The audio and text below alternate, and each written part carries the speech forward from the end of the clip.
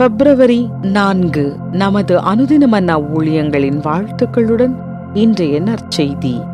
நன்றியுணர்வால் புதுப்பிக்கப்படல். இன்றைய வேதாகம பகுதி சங்கீதம் 103 வசனங்கள் 1 முதல் 8 வரை மற்றும் 17ஆம் வசனம். என் ஆத்துமாவே கர்த்தரை ஸ்தோத்திரி, என் முழு உள்ளமே அவருடைய பரிசுத்த நாமத்தை ஸ்தோத்திரி. என் ஆத்துமாவே கர்த்தரை ஸ்தோத்திரி, அவர் செய்த சகல உபகாரங்களையும் மறவாதே. அவர் உன் அக்கிரமங்களை எல்லாம் மன்னித்து உன் நோய்களை எல்லாம் குணமாக்கி உன் பிராணனை அழிவுக்கு விலக்கி மீட்டு உன்னை கிருபையினாலும் இரக்கங்களினாலும் முடிசூட்டி நன்மையினால் உன் வாயை திருப்தியாக்குகிறார். கழுகுக்கு சமானமாய் உன் வயது திரும்ப வால வயது போல் ஆகிறது. ஒடுக்கப்படுகிற யாவருக்கும் கர்த்தர் நீதியையும் நியாயத்தையும் செய்கிறார். அவர் தமது வழிகளை மோசேக்கும் தமது கிரியைகளை இஸ்ரவேல் புத்திரருக்கும் தெரிய பண்ணினார். கர்த்தர் உருக்கமும் இரக்கமும் நீடிய சாந்தமும் மிகுந்த கிருபையும் உள்ளவர். வசனம் 17. கர்த்தருடைய கிருபையோ அவருக்கு பயந்தவர்கள் மேலும் அவருடைய நீதி அவர்கள் பிள்ளைகளுடைய பிள்ளைகள் மேலும் அனாதியாய் என்றென்றைக்கும் உள்ளது.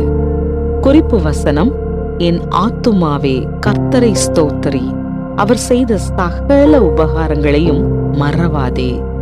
கிறிஸ்டினா கோஸ்டா தனது மூளையில் புற்றுநோய் கட்டி இருப்பது அறியப்பட்டவுடன் அதை மேற்கொள்வதற்கான வழிமுறைகளில் முக்கியமான ஒன்று அதனை சில வகை சிகிச்சை முறைகளாலும் மனதளவிலும் எதிர்த்து போராடுவதே என்பதை அறிந்து கொண்டார். ஆனால் இந்த செயல்முறை விரைவில் உடல் அளவிலும் மனதளவிலும் சோர்வுறச் செய்வதையும் உணர்ந்தார்.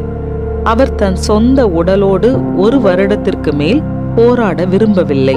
மாறாக கொஞ்சம் கொஞ்சமாக புற்றுநோயின் பாதிப்பிலிருந்து மீண்டு வருவதற்காக அவருக்கு சிகிச்சை அளித்து வரும் மருத்துவ நிபுணர்களின் குழுவிற்கும் கடினமான இந்த நேரத்தில் அவருக்கு மிகவும் உதவியாக இருப்பவர்களுக்கும் தினமும் தன் நன்றியுணர்வை காட்டுவது அதிக பலனளிக்கும் என்று நம்பினார்.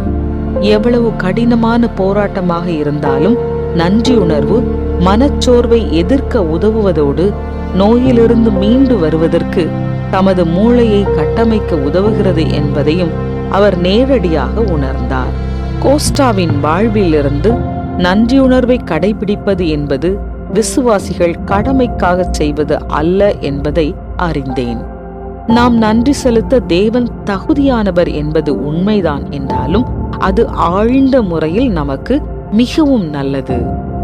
நம் உள்ளத்தின் ஆழத்திலிருந்து என் ஆத்துமாவே கர்த்தரை ஸ்தோத்திரி, அவர் செய்த சகல உபகாரங்களையும் மறவாதே என்று நாம் கூறும்போது தேவனின் மகத்துவமுள்ள செயல்களை நாம் நினைக்கிறோம். அவைகள் அவர் தரும் பாவ மன்னிப்பை நமக்கு உறுதிப்படுத்தி நம் உள்ளத்திலும் உடலிலும் சுகத்தை தருகிறது. அவருடைய படைப்புகளான நாம் அன்பையும் இரக்கத்தையும் மற்றும் மட்டற்ற நன்மைகளையும் அனுபவிக்க நன்றி செலுத்துதல் வழி செய்கிறது. நாம் அனைத்து விதமான துன்பங்களிலும் பூரண சுகத்தை இவ்வாழ்நாளில் பெறாவிடினும் நன்றியுணர்வானது நமது இருதயத்தை புதுப்பிக்கும். ஏனென்றால் நித்திய காலமாய் தேவனின் கிருபையும் அன்பும் நம்முடன் இருக்கிறது. நன்றியுணர்வின் மூலம் தேவனின் குணமாக்குதலை அனுபவித்துள்ளீர்களா? இன்று நீங்கள் எதற்காக நன்றியுள்ளவர்களாக இருக்கிறீர்கள்?